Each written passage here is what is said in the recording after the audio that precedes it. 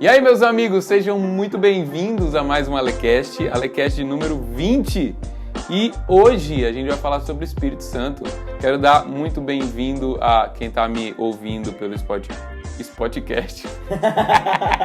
pelo Spotify, pelo Google Podcast, pela Apple Podcast. E você que está me assistindo no YouTube, esse é o segundo vídeo da série que a gente está colocando no YouTube.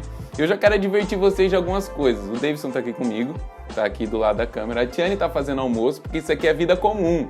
Então ela pode bater uma faca ali, pode tocar um interfone, pode acontecer qualquer coisa. E a terceira coisa que eu queria advertir vocês é que eu tô com essa camisa linda e eu tô vestindo um short de linhas horizontais. Então eu tô misturando linhas verticais com linhas horizontais. Eu tô chique na camisa, mas eu tô com um short de praia, bem praiano. Então isso aqui é assim, mano, isso aqui é a realidade. E meus amigos, o que a gente vai conversar hoje para finalizar a série sobre a Trindade, do relacionamento do Espírito Santo conosco, da obra do Espírito Santo em nós, o que o Espírito Santo faz em nós. Cara, o Espírito Santo é Deus habitando dentro de nós, manifestando a glória de Deus no nosso interior. E isso, mano, isso é de explodir qualquer cabeça. Compartilha esse episódio, você que está me assistindo no YouTube, se inscreva, ative o sininho, curta. Tem mais alguma coisa para fazer no YouTube? O que der para você fazer aí no YouTube, você faz, beleza? Então, vem comigo, vamos falar sobre o Espírito Santo, o Paracletos, o Consolador, o Ajudador, o Espírito Sabedoria e Revelação.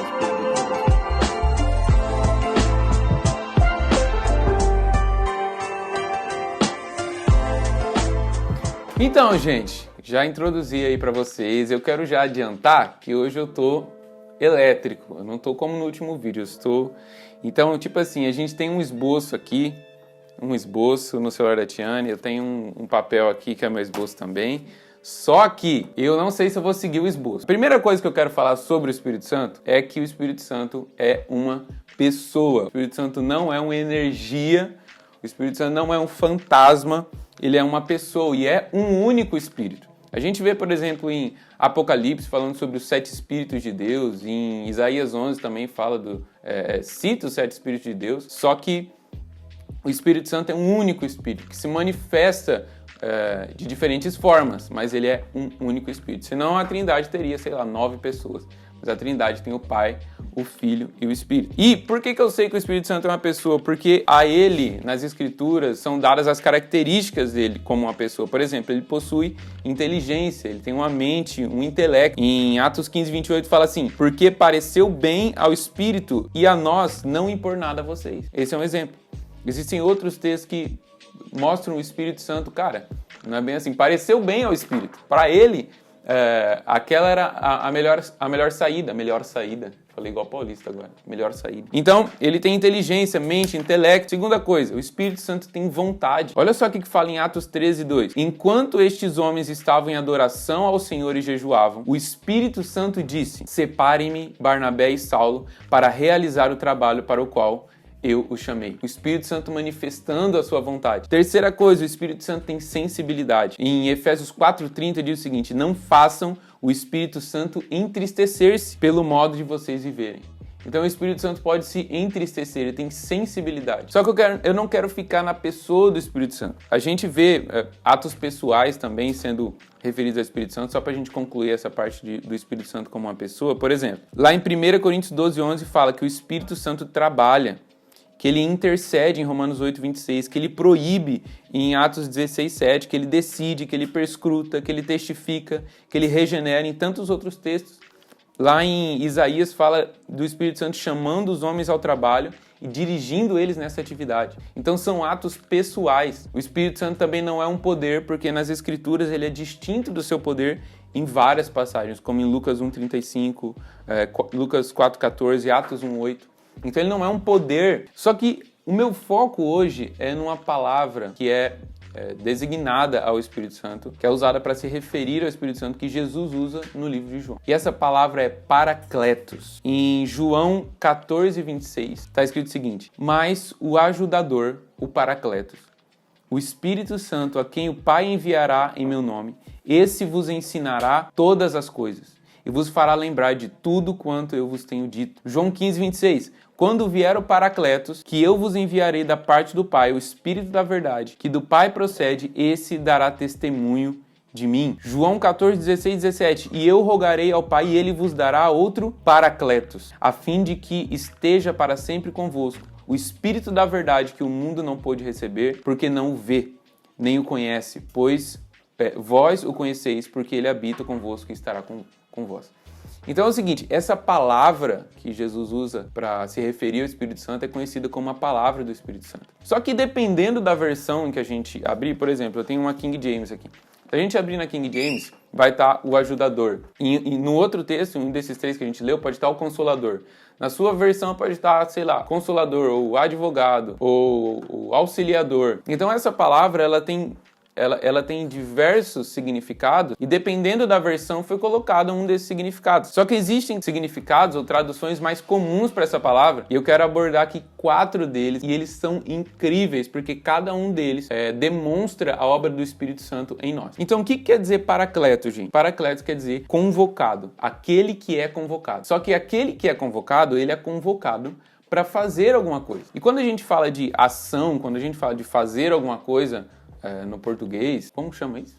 Na linguagem, toda a linguagem. Quando a gente fala de fazer alguma coisa, a gente fala de um verbo. E o verbo da palavra paracletos é parakalem. Então, o primeiro significado de parakalem, que eu quero abordar aqui, é o ajudador. Então, o paracletos, na antiguidade, ele era alguém que era convocado para ajudar uma pessoa numa obra que ela não pode fazer sozinha. Por exemplo, na Grécia, eles convocavam os deuses para cerimônias, para fazer pedido aos deuses que eles não podiam fazer por si mesmos. Então, o Espírito Santo é um ajudador, mas não é qualquer ajudador. Ele ajuda numa obra que nós não podemos fazer por nós mesmos.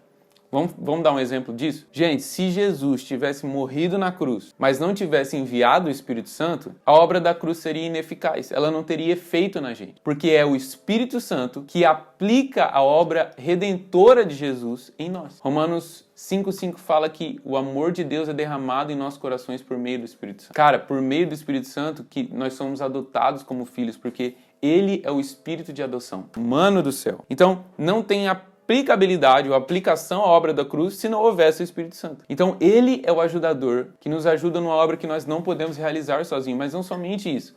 A imagem de um paracletos é aquele que se coloca ao lado. É como se eu precisasse pegar uma mesa de madeira. Eu tinha uma mesa de madeira lá em Campo Grande que eu vendi para Tina, tia da Tiane, abraço Tina. É uma mesa muito pesada que a gente ganhou. O tampão dela não dava para carregar sozinho. Então a imagem do ajudador, o paracletos, é como se eu pegasse de um lado da mesa e ele pegasse do outro. E nós juntos conseguimos carregar aquilo. O Senhor sempre nos convoca para essa parceria. O Senhor é um Deus de parceria. O Senhor não é um Deus que aperta botões ou que bate uma varinha mágica e as coisas acontecem.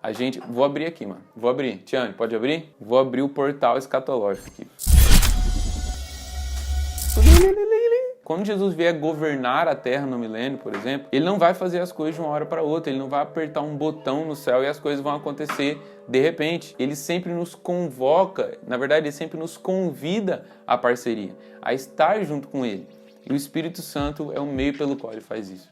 É o meio pelo qual ele realiza, ele nos convida a realizar as coisas com ele e através dele. Mas esse é o primeiro significado, que é o ajudador. O segundo significado de paracletos é o consolador. Só que o consolador, por incrível que pareça, é a tradução mais rara da palavra. E não é uma consolação, vamos dizer assim, de alguém que está caído e o paracletos vem e passa a mão na cabeça e o tadinho dele. Não. A palavra consolador remete a alguém que consola, mas coloca de pé, coloca o homem de pé para enfrentar os desafios da vida. Sabe aquelas paradas? Sabe aquele tipo de gente assim, mano, preciso tomar uma decisão, vou orar. Beleza. Eu oro, daí eu oro mais um pouco. Passo 6 anos orando e eu não tomo decisão nenhuma. O Paracletos, ele vem, nos consola nas nossas dificuldades, nas decisões que a gente tem que tomar, no nosso sofrimento. Promessa no Sermão do Monte, a segunda bem-aventurança, a primeira é bem-aventurados os pobres de espírito, porque dele é o reino dos céus. E a segunda é bem-aventurados os que choram, pois serão consolados. Esse consolo começa agora, porque o Espírito Santo já nos foi dado. Mas esse consolo também, claro, vai se consumar plenamente no futuro. Mas esse consolo é um consolo que nos ajuda a decidir. Esse é o segundo significado. O terceiro é o advogado. O Espírito Santo é aquele que advoga a nossa causa diante de Deus. Nesse caso, essa palavra também é usada para Jesus em 1 João 1,21, mas é a única vez que é usada com relação a Jesus. Mas o Espírito Santo também é o nosso advogado e intercessor. Ele intercede por nós com gemidos inexprimíveis, porque nós não sabemos como orar. A palavra aplicada na antiguidade era de alguém que vinha diante do júri defender o réu melhor do que ele poderia fazer por si mesmo. Cara, tem uma explicação melhor do que essa? Só que a minha ênfase principal é no último significado, e essa é a tradução mais frequente da palavra paracletos, que é o encorajador. Mano, é essa daqui. O portal escatológico tá aberto ainda, né?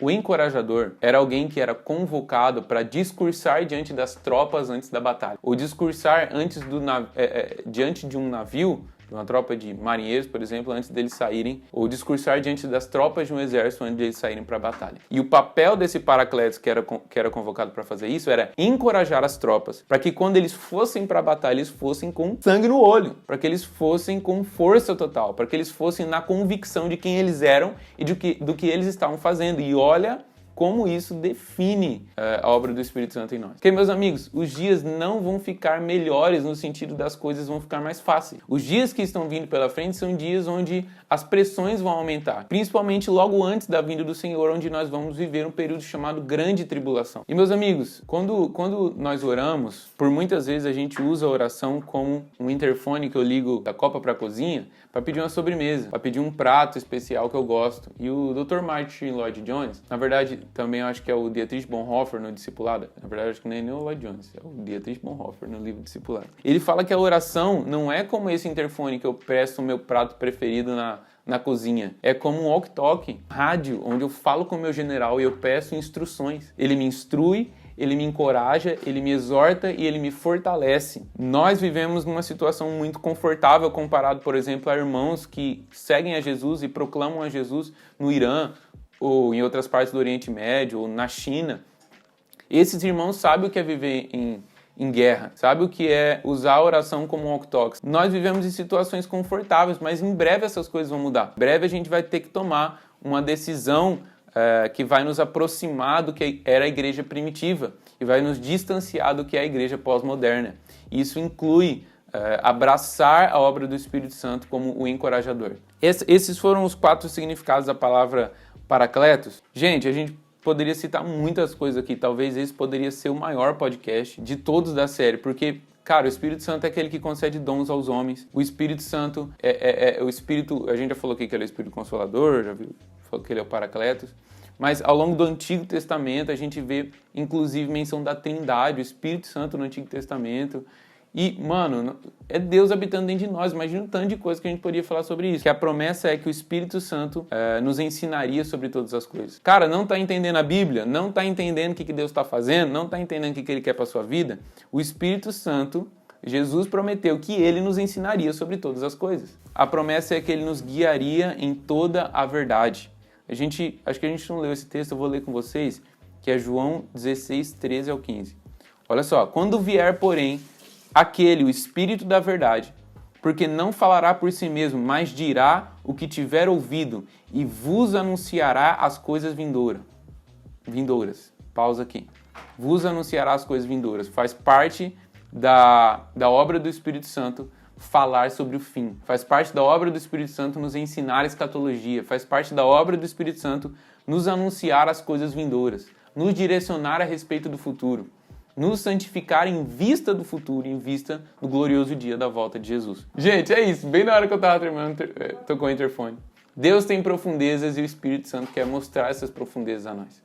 O Espírito Santo nos revela o que o olho não pode ver, o que o ouvido não pode ouvir e que o nosso pensamento não pode atingir. Então, que você tenha comunhão com o Espírito Santo, que você tenha prazer no Espírito Santo e ele tenha prazer de você. Prazer em você. Gente, é isso. Esse foi o episódio de hoje. Eu tô muito feliz. Compartilha esse episódio. Manda um abraço aí.